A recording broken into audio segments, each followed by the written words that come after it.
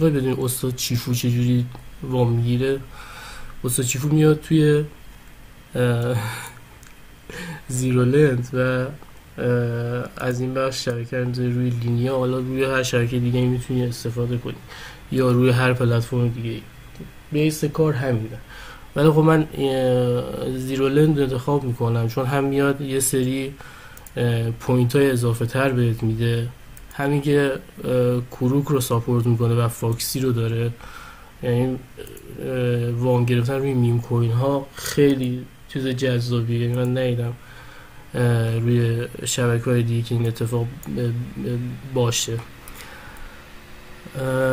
خب مثلا میایم فرض میکنیم که اتریوم قرار قیمتش بره بالا، یعنی این ایده منه که مثلا میخواد قیمتش بره بالا یا بیت کوین میخواد قیمتش بره بالا. چطوری میام داراییمو زیاد میکنم با استفاده از وام؟ الان اینجا میبینیم یه عالم اتریوم هستش در وهله اول. خب حالا هر کدوم از این اتریوم ها مال یک پلتفرمیه دیگه، میدونین دیگه. مثلا این مال کلپه که شما اتریوم میذاری بهت اینو میده، یه ای پی وای هم حالا روش میاد و اینا. یه چیزی مثل اون پروژه‌ای که میرید روش اتریوم میذارید که نه پوینت بگیرین، دراپ بگیرین، فلان بگیرین. اینا هم اتریومش اصلا فرقش اینه. یه اتریوم اصلی هم داره ها، این اتریوم اصلیشه. ولی خب من ترجیح میدم که مثلا بیام روی همین کلپه بگیرم. چرا؟ چون یه سری توی بخش سوپلای ای پی وای یه سری پوینت هم برامون در نظر میاد. حالا چرا من اومدم زیرولند انتخاب کردم؟ یکی از دلایلش همینه. ببین چقدر اینجا بهم پوینت میده وقتی این اسید یا دارایی رو بیارم به عنوان وسیله استفاده کنم یا روش وام بگیرم. این وقتی که روش وام بگیری به این دوتا پوینت مثبت رو میده و وقتی که بیای وسیله بذاری به این همه چیز میده. من این سبزه مثلا اینا نمیدونم چیه واقعیتش، مثلا این سبزه رو نمیدونم، باید بری مثلا توش ببینید چی اصلا به درد میخوره نمیخوره. یکی که اگین لایره که خیلی معروف بودش، حالا پوینتشو میده. یک پوینت خود زیرولند هستش و حالا مثلا اینجا چون روی لینیا هستش این LXP علم میده که مال کسایی که تامین نقدینگی میکنن. حالا من مثلا این دارایی رو انتخاب میکنم. این قیمتش با اتر بالا پایین میشه دیگه، اما اتریوم حالا در قالب انگار که توی کلپ رفتی قفلش کردی. خب به وقتی که روش میزنیم تو همه مارکتاش همینه، توی همه حالا پلتفرم‌های مختلف هم تقریبا همینه، هیچ چیز خاصی نداره. خب یه سوپلای داریم که میتونی از اینجا این دارایی رو بیاری اینجا سپرده گذاری کنی. خب حالا این مبلغی که اینجا هستش کمه، من میام از خود متامسک استفاده میکنم، بخش سواپش که داره تا این دارایی یکم بیشتر کنم و برم تو کارش. ببین همه چیزو میتونی از همین بخش سواپ متامسک بگیرید. میزنم حالا خب مثلا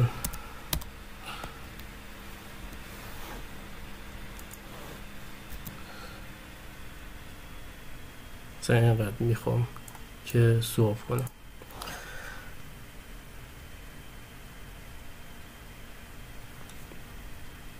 یکم صبوری میخواد دیگه، حالا طول ویدیو هم زیاد میشه ولی اشکال نداره.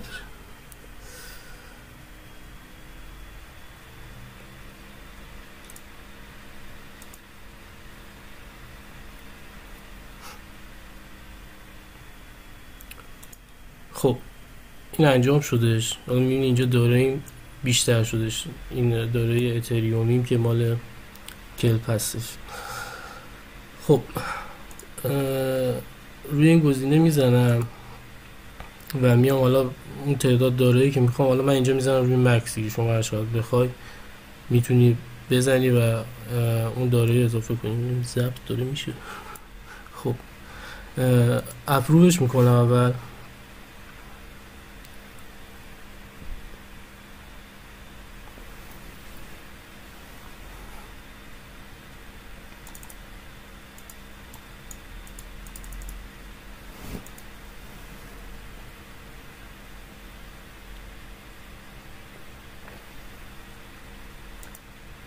و حالا روی سوپلای میزنم.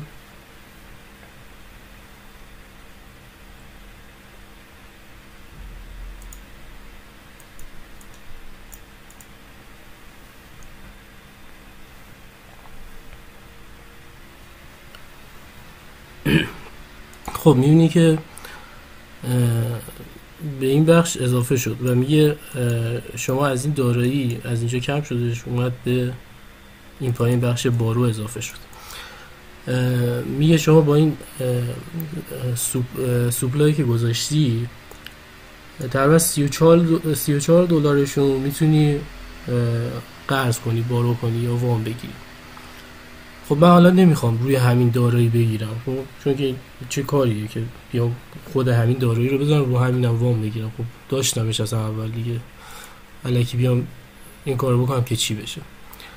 پس میام روی استیبل کوین حالا وام میگیرم و حالا کدوم انتخاب کنم. ببین ما اینجا دو تا بخش داریم، یک بارو ای پی وای داریم، یک سوپلای ای پی وای داریم. خب این سوپلای وقتیه که شما این دارایی رو میذاری اینقدر به سود میده. حالا بستگی داره به اون دارایی، ببین متفاوت هستش دیگه، ممکنه هر مقداری باشه.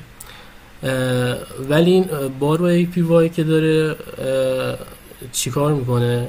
این وقتی که شما میای یه دارایی رو قرض میگیری، خب وقتی بیای قرض بگیری این از این انگار این سود میاد روش، یعنی این هم بهره‌ایه که باید بدی و این سالیانه، یعنی همه این ای پی وای ها یعنی سالیانه. خب اما در لحظه ازت کم میشه. مثلا اینجا زده 1.36 مثلا 0.1% داره در لحظه ازت کم میشه. اینطوریه، نه اینکه مثلا به سر سال ازت کم کنه. این باید بدونی و هر چقدر خب این کمتر باشه بهتره که روی اون دارایی وام بگیری دیگه قطعا، و هر چقدر این بیشتر باشه بهتر اون دارایی رو وسیع گذاری کنی. خب بخش استیبل کوین ما الان 3 تا داریم اینجا توی مارکت و خب کمترینش روی تتر دیگه 10%. میام رو دیتیلزش میزنم و میبینم که اینجا بهم گفته چقدر میتونم وام بگیرم، چقدر توی والت هم دارم، فعلا بالانس همه مثلا دو تا USDT دارم. خب روی بارا میزنم، گفته از اون حجمی که گذاشتیم هولوش $50 بود دیگه، گذاشتیم تقریبا $34 میشه حد اکثر وام گرفت. یعنی هر چقدر کمتر بگیری خب ریسکت هم کمتره، هر چقدر بیشتر بگیری ریسکت بیشتر میشه. من کلشو میگیرم. بعد ببین یه بخش هلس داریم، خب توی همه پلتفرم‌ها هست این هلس، هر جا بری هستش. میگه اگر که اینقدر من وام بگیرم هلس هم میشه این عدد. خب زیر 1 بیاد اوضاع خطری، ممکنه هر لحظه نقل بشه، یعنی اینو باید همیشه بالای 1 نگه داری. خب حالا من مثلا یه 30 بگیرم، ببین این هلس هم میاد بالاتر، هر چی عدد بالاتر از 1 باشه اون پوزیشن من سیف تره. اینجا تیکشو بزنم، حالا تصمیم گرفتم $30 مثلا بگیرم و روی این گزینه میذارم.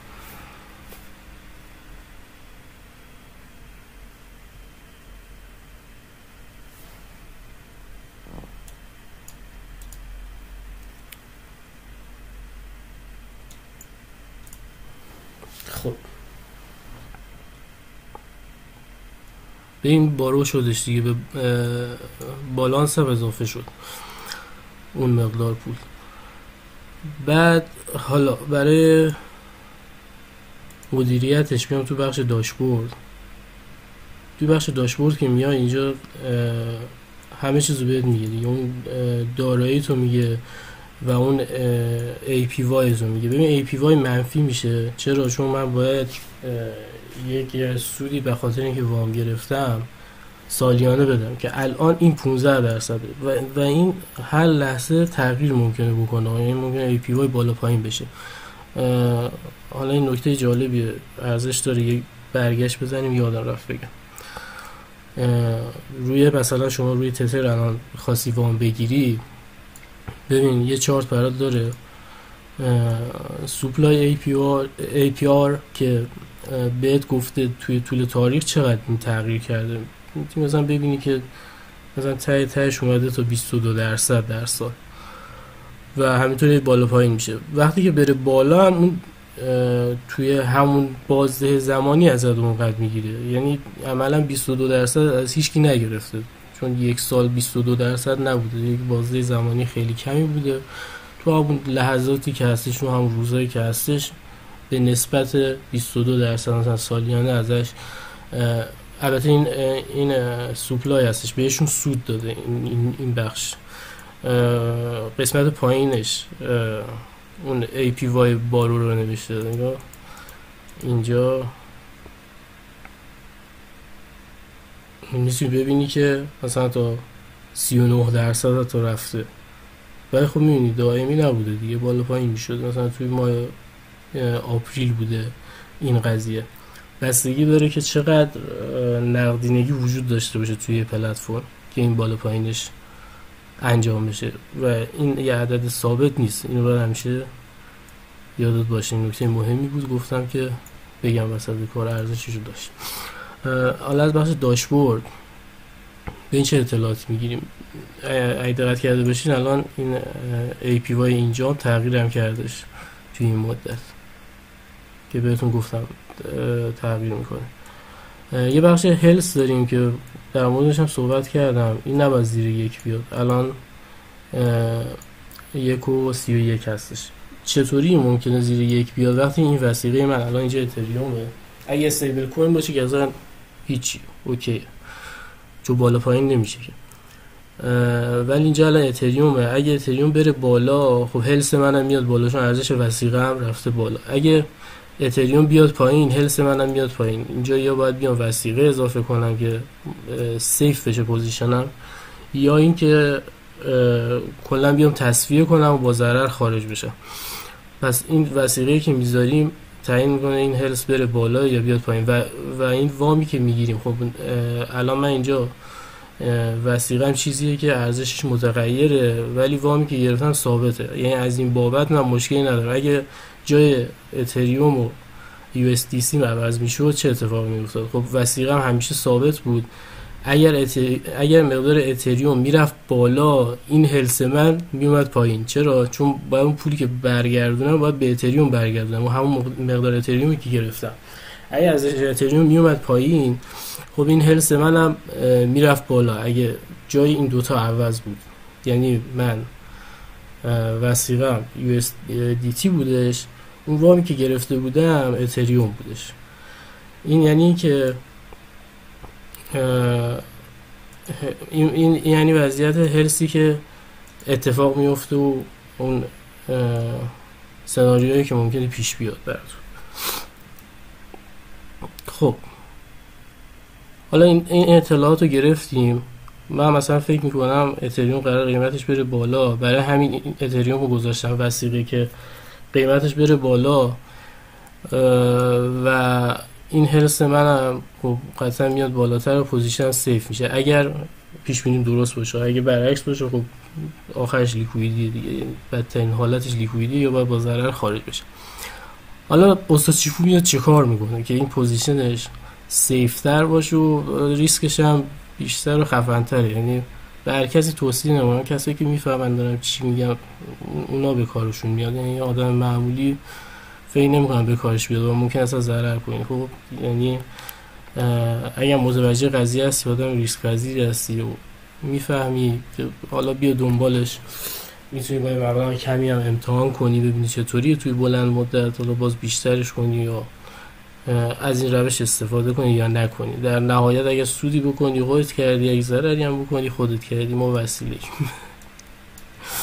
خب حالا میاد چیکار میکنه استاد چیفو؟ میاد میره دوباره توی متامسک این USDT که وام گرفته رو میاد سواب میزنه دوباره به همین دارایی که توی وثیقه گذاشته، چون که فکر میکنه.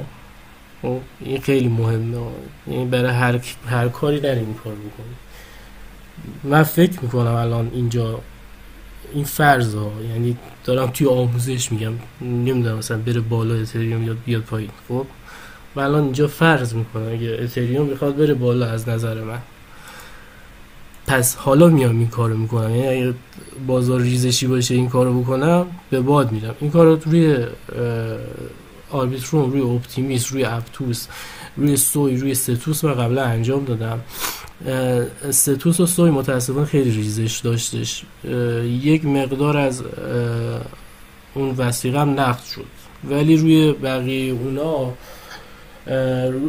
خود آربیتروم هم خیلی گند زدش، ولی هنوز پوزیشن هم هستش، سر جاش هستش، مشکل نخورده، تو ضرر هستش ولی بسته نشده یا چیزی ازش نقد نشده. ولی روی سوی و ستوس فاتحش خونده شده تقریبا.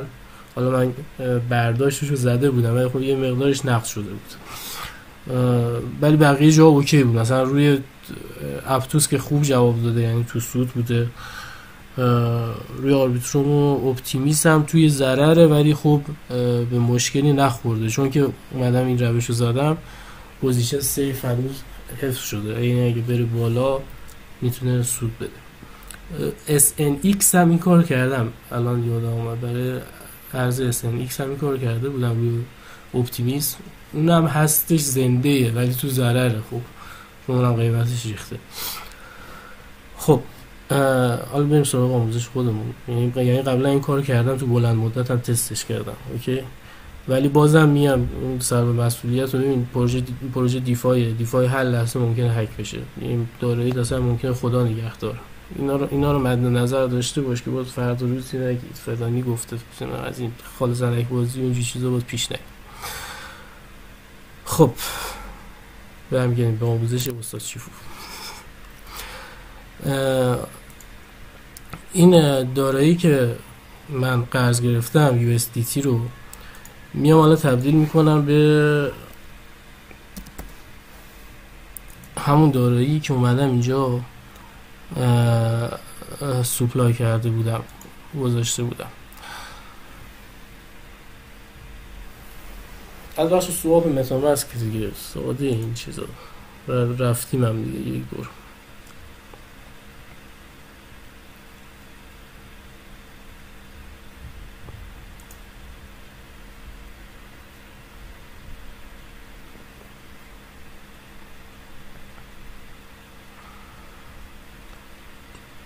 صبر میکنم تا این سواب انجام بشه.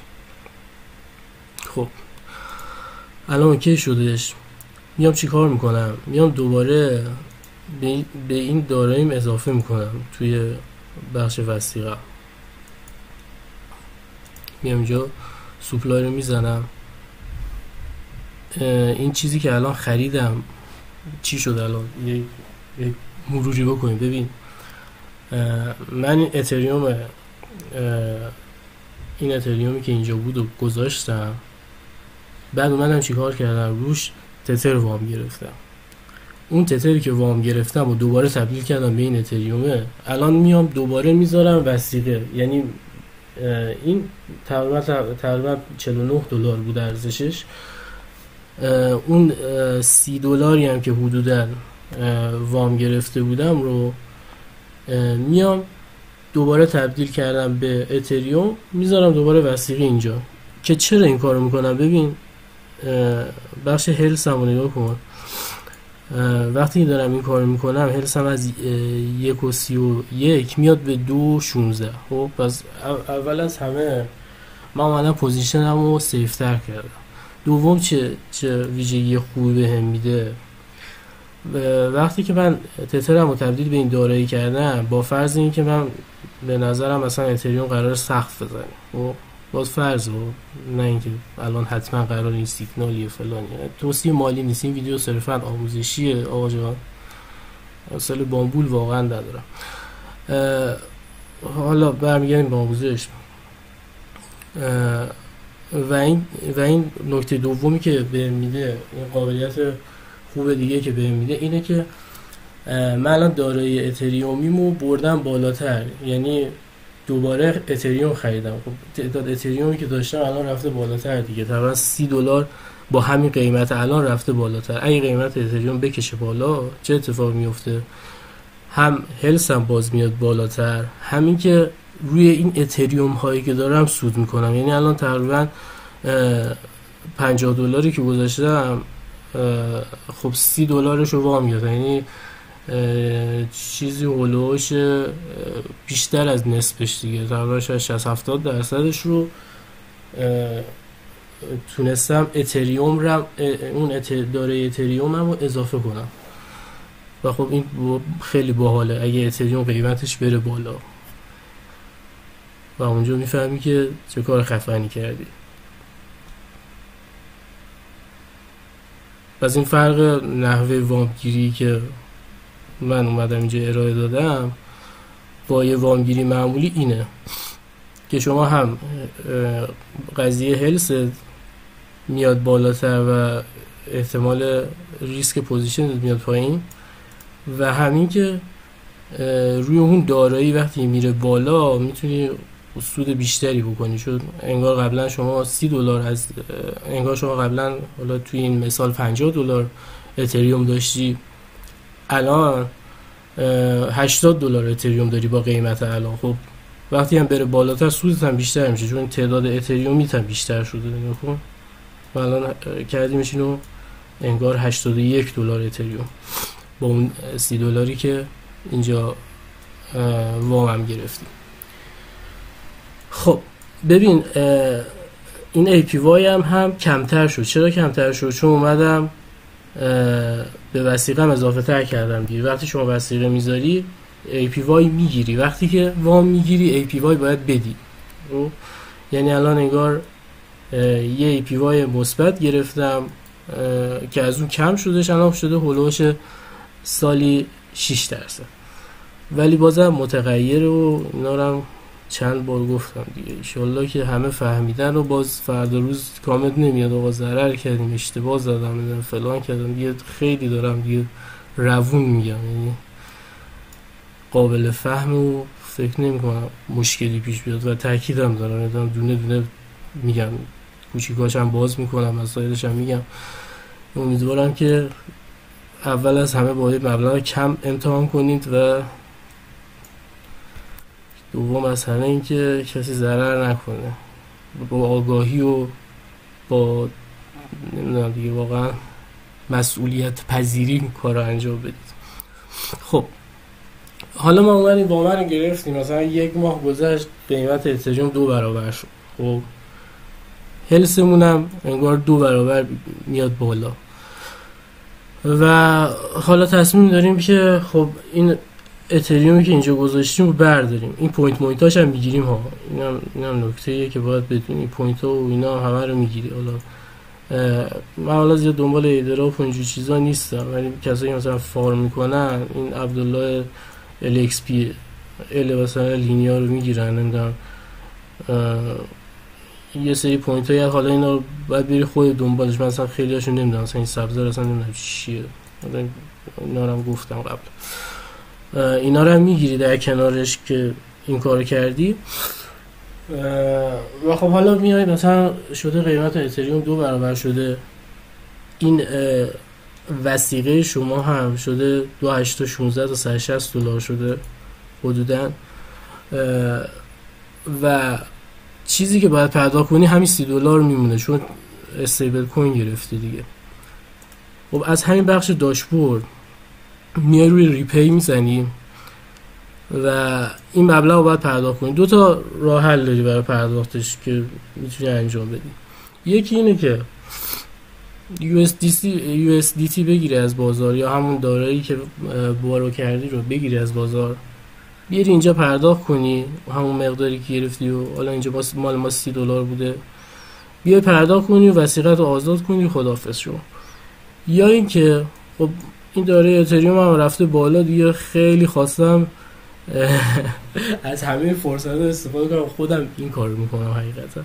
ولی به کسی باز توصیه نمیکنم نه همه داراییتون فلان. من مشکل روانی دارم این کار میکنم، شما این کار نکن.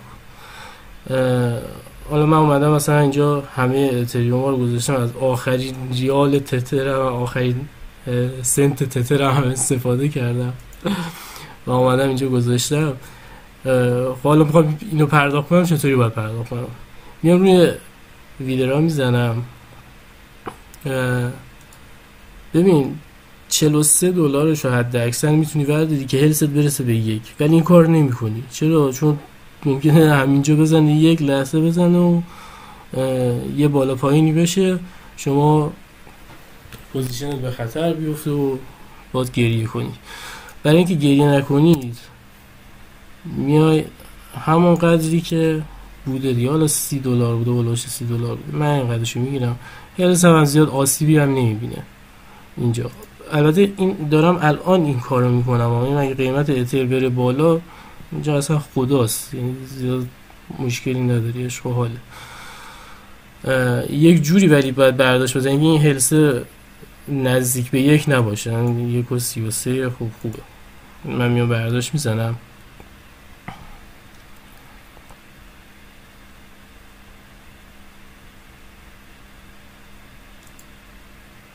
اگه فرض این باشه که اتریوم 2 برابر شده باشه، خب این مقدار اتری که من قرض گرفتم مثلا $30 بوده، دوباره خرید زدم، الان نصفشو باید بدم که بیام این وامو تصفیه کنم. اون نصف دیگه میشه سود من که میره تو جیب من، به اتریوم هستش. یعنی انگار این وسط $30 هم سود کردم، اینم پرداخت کردم. حالا اون ای پی وای واقعا ناچیزه، یعنی سالی مثلا 10% 5% اینا مثلا چیزی نیستش که بخوای حسابش کنی، ولی اونم باید حالا ازش کم کنی بسته به مدت زمانی که میذاری. خب ببین برداشت که زدم از این حسابم کم شدش، از مقدار دلاریش هم این کم شد. میرم توی متامسک بخش سواب، باز نگاه کن ای پی وای هم منفیش بیشتر شد، میبینی؟ چون وثیقه رو برداشتم، بخشی از وثیقه رو، اون ای پی وایی که اینجا میگرفتم از وثیقه گذاری باز رفتش. حالا میام اینجا سواپشو میزنم، اینو میکنم USDC USDT دهنش سرویس امروز USDC رو قاطی میکنم.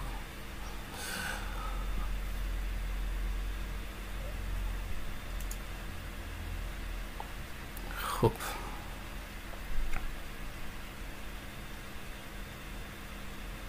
الان ما تتر داریم، روی این ریپی میزنم، ریپی برای اینکه تصفیه کنم و برم دنبال کارم و وثیقه هم بردارم. خب مکسشو میزنم که کامل تصفیه بشه دیگه، همون مقداری که بوده، چون تا قرون آخرش رو باید بدی و اینا نمیتونی کامل برداری. و میبینی دیگه هلس هم میشه تا بی نهایت، چون فقط وثیقه میمونه و اون چیزی که قرض کردم رو دارم پرداخت میکنم.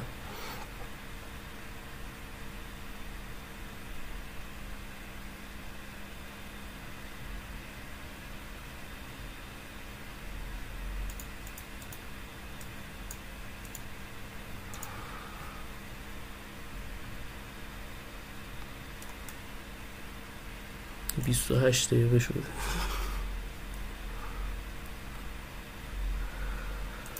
خب